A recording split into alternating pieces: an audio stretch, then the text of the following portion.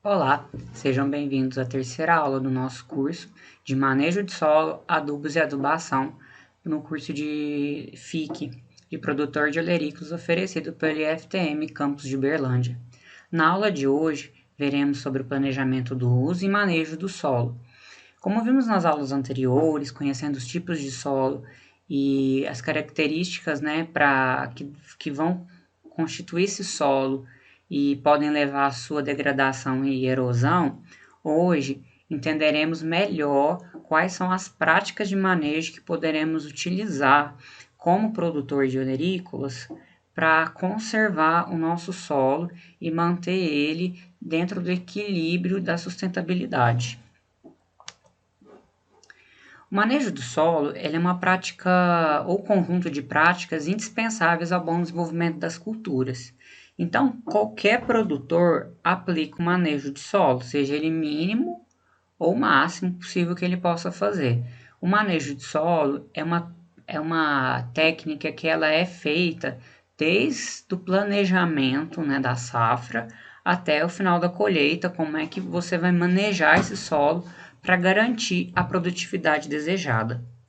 Ele proporciona melhorias na qualidade do solo e disponibilidade de água.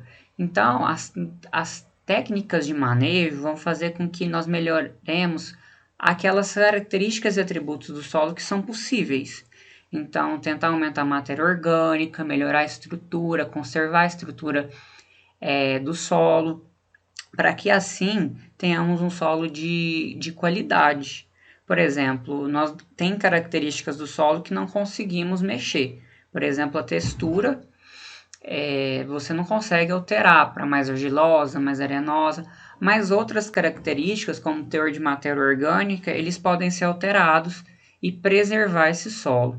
O mau manejo traz consequências negativas, principalmente para as propriedades físicas, químicas e biológicas do solo, que foram o que a gente viu na aula passada sobre a degradação do solo, certo?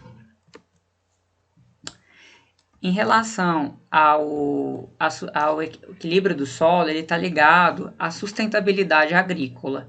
Então, é um ciclo. Se nós respeitarmos esse ciclo de equilíbrio, nós garantimos a sustentabilidade agrícola. E a sustentabilidade agrícola está ligada também à produtividade. Então, se esse ciclo é respeitado, a gente obtém altos desempenhos e produções.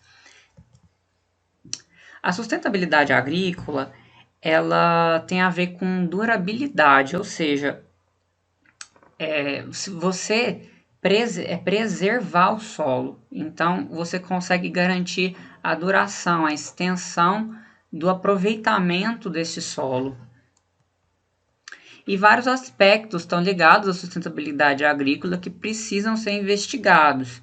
Aspectos econômicos, ou seja, as pessoas que estão ligadas a essa produção e os gastos que você vai ter para manejar o solo, para garantir a produtividade, garantir o sustento das pessoas e do ciclo da cadeia econômica, os aspectos sociais, quais são as pessoas que estão envolvidas dentro dessa cadeia, os aspectos ecológicos, a conservação da entomofauna, da diversidade, da flora, aspectos tecnológicos, há produtores com maior grau de tecnologia, outros com menor grau de tecnologia, quais são os instrumentos agrícolas, tecnologias agrícolas que poderemos utilizar, que vão sustentar a aplicabilidade da sustentabilidade agrícola, aspectos culturais de um país para outro também, o que aquele país consome, o que aquele país agrada, que também se relacionam com a sustentabilidade agrícola, e aspectos institucionais que estão ligados ao nosso governo, ao esquema de políticas públicas que vão garantir que o solo seja utilizado da melhor forma possível. Falando nisso, a partir da década de 70, nós observamos uma grande expansão da fronteira agrícola, principalmente aqui na região do Cerrado. E essa expansão desenfreada gerou grandes impactos ambientais, tanto no solo quanto na vegetação.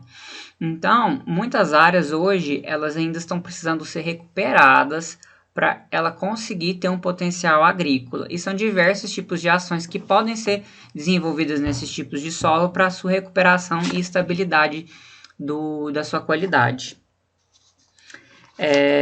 A primeira delas é a preservação e recuperação ambiental. O que consiste a preservação e recuperação ambiental? É preservar aquelas espécies nativas por lei e outras, e aqueles locais que ocorreram a degradação e desmatamento, realizar a recuperação ambiental. Hoje em dia já é muito mais fácil realizar a recuperação ambiental, porque existem já protocolos, métodos para você reintroduzir aquelas espécies que foram retiradas daquele local a partir de mudas que já são comercializadas ou então até doadas para se recuperar a mata nativa, né? Então, esse é o primeiro critério. O segundo critério, ele está ligado à defesa sanitária vegetal. O que seria isso, defesa sanitária vegetal? São todas as práticas do manejo integrado de pragas, ou seja, o MIP. O que seria o MIP? Manejo integrado de pragas. Todas as técnicas que você vai utilizar que sejam sustentáveis e que garantam a preservação do meio ambiente e assim, mesmo assim você consiga controlar com eficiência a sua praga ou a doença. Então, existem, por exemplo, técnicas hoje em dia como controle biológico, que é a aplicação de outros insetos que vão realizar o controle de pragas, né, de insetos praga, que é uma alternativa para você não utilizar um defensivo agrícola em excesso, certo? E existem outras práticas, como a própria palhada, que auxilia a conservação do solo e diminui alguns patógenos, o ataque de alguns patógenos, e isso vai beneficiar a planta, não sendo necessário, às vezes não sendo necessário, né, a aplicação de defensivos, ou então a diminuição. Quer dizer que não é possível, não pode se aplicar defensiva agrícola de forma nenhuma, mas de forma consciente. Então, sempre respeitar esse ciclo, sendo a última opção a aplicação de um defensivo e nas formas que prevê a legislação. Hoje em dia, o maior problema com hortaliças, vocês vão ver que é em relação ao controle de pragas e doenças, né? Você tem culturas com ciclos muito curtos, o inseto ataca com um grau de força muito grande, né? Muito rápido, assim, você tem que realizar o controle da forma mais rápida. A doença também se instala muito rapidamente em algumas culturas. E existem culturas olerícolas que elas não têm grande quantidade de produtos registrados, então você acaba tendo que utilizar produtos recomendados para outras culturas que não têm um estudo detalhado. Então, muitos produtores de olerícolas realizam a aplicação desnecessária e excessiva de defensivos agrícolas e sem respeitar o intervalo previsto na bula, o que faz com que pode aumentar a quantidade de agrotóxico que fica ali no componente final, seja a folha, seja o fruto, que vai acabar indo para o consumo da população. Então, muito cuidado nesse tópico, que não é só o solo também que é afetado, é também todos os organismos dentro desse ciclo. A organização rural, que também é muito importante, é realizar táticas de manejo no solo, a melhor estrutura dentro da fazenda, o aproveitamento de resíduos, que é muito comum por produtores de olerícolas, aproveitar o resíduo que veio ali da cama de frango, ou alguns produtores mais tecnificados que possuem biodigestores para pegar resíduos de suínos e então produzir estercos orgânicos. e aplicar isso nas próprias lavouras. A capacitação de recursos humanos, que é algo que vocês, por exemplo, estão procurando, e é a atividade dos extensionistas rurais, que é atender sempre esta população que precisa de entender, né, a importância do manejo, da conservação do solo. Porque muitos produtores ainda hoje são produtores familiares que não têm acesso ao conhecimento. Então, eles realizam práticas, às vezes, porque foi passado de geração para geração. Então, a importância do extensionista rural, a importância da capacitação para que vocês consigam desempenhar um papel correto, né? De passar informação para as pessoas que estão envolvidas nessa produção de hortaliças para cuidar e manejar bem o solo.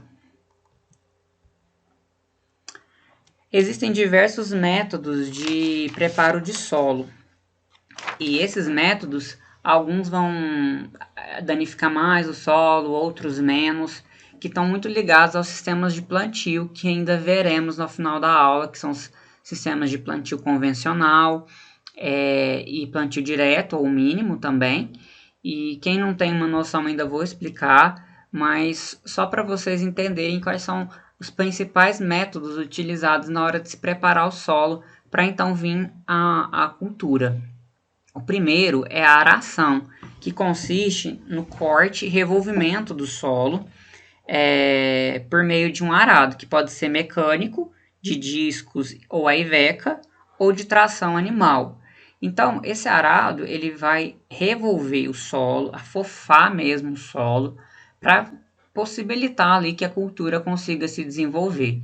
Essa operação ela é muito realizada em ambientes que tem muito crescimento de plantas infestantes, porque então você vai preparar o solo para que a planta, a cultura consiga se desenvolver, que você quer instalar nesse solo, mas é uma prática que se você aplicar muito, como alguns produtores fazem, há uma grande tendência à lixiviação, à erosão, como nós havíamos já visto nas aulas passadas, porque você está com a aração e também a gradagem, que vamos ver, você tende a destruir os torrões ali na hora que você vai afofar esse solo, né? Então você destrói um pouco essa estrutura do solo e acaba também fazendo enterro dos restos vegetais que ficam acima do solo, protegendo o solo. Então é uma técnica que é recomendada mais para quando você vai iniciar o primeiro plantio ali da sua primeira cultura. Então é um local que ainda possui uma quantidade muito grande de plantas infestantes, de plantas daninhas. Então é recomendável você iniciar com uma aração, com uma gradagem, com uma escarificação se for necessário. A gradagem já é um processo que é realizado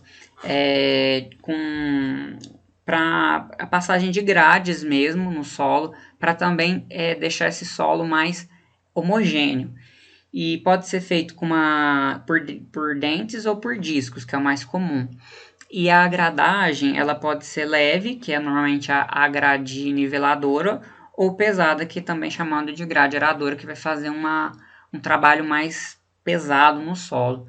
Então, a gradagem é uma operação que normalmente é realizada após a aração, alguns dias depois, normalmente, para deixar o solo ter um pousio ali. E é feita também nesse sentido, de você tentar homogeneizar o solo, garantir com que haja o revolvimento, né? As plantas infestantes que às vezes estavam no dossel, elas vão morrendo, né? Então vai gerando aquele resíduo vegetal e a grade vai conseguindo já também dar uma incorporada nesse resíduo vegetal, certo? A escarificação ela é um processo para quando você tem interesse de descompactar partes do solo mais profundas, que seja, para culturas que vão explorar uma quantidade maior de solo, que não é um caso tão comum para olerícolas, né? Esse processo é muito realizado para frutíferas, para quando é uma espécie que vai ficar por um longo tempo, café ou outras culturas, que essa escarificação vai fazer com que o solo seja revolvido ali em camadas mais profundas, certo? Quando o sistema já entrou no sistema de plantio direto, em que preserva-se o solo e não há esse trânsito de máquinas intensivo para manejo do solo, revolvimento do solo, é proibido nesse sistema de plantio direto, o preparo do solo é iniciado com dessecantes, né, que são herbicidas que vão secar as plantas invasoras que vieram ali no final do ciclo, ou a própria planta que ficou ali quando você não colheu ela inteira, né, só colheu o fruto, por exemplo, e que vai servir então de matéria vegetal para já entrar com a semeadura, seja ela manual ou por semeadoras. Em relação ao uso do fogo e suas consequências, como eu falei na aula passada, o fogo é uma técnica que não deve ser utilizada porque ela agride muito o solo, o sistema todo em si, apesar de ser uma técnica até hoje muito utilizada para a realização da limpeza e preparo do solo. E muita gente acha que é uma técnica eficiente porque sempre vê que depois que é aplicado o fogo, há uma tendência a planta nascer forte, né, bem verdinha, mas o que acontece? As cinzas vão fornecer um nutriente muito rápido, né, muito ali disponível para a planta, mas logo vai se perder, a planta não consegue aproveitar esse resíduo de forma eficiente. Muita parte do nitrogênio, como eu falei, ele é perdido por volatilização, então você tem perda nutricional do solo e você tem um solo que perde toda a sua matéria orgânica, né? Toda a sua palhada, e com isso você deixa esse solo exposto, como nós vimos nas aulas anteriores. Então, mais uma vez, preparo de solo não é com fogo, não se utiliza fogo para preparar um solo.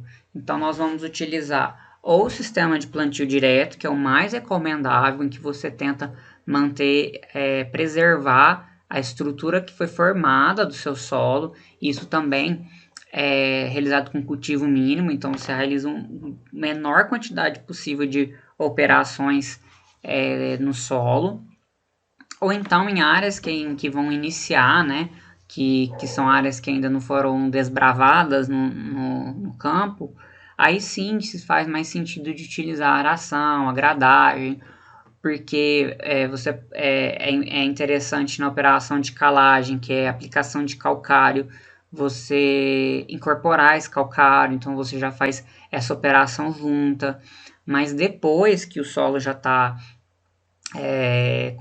com pH corrigido, com todas as técnicas aplicadas, o ideal é se manter o plantio direto e continuar com ele. Dentro das olerícolas, o que acontece? É necessário, a maioria, o uso de cultivadores que vão fazer aquela estrutura ali, né, para fazer as leiras, né, do cultivo, e algumas vezes é preciso ele ser repassado um pouquinho para reajeitar as leiras, para realizar o cultivo, principalmente de culturas que vão usar mais ali o sistema radicular, né, tuberosas. E depois você consegue ir mantendo, né, retirando uma cultura, instalando outra e mantendo a palhada dentro desse sistema, certo?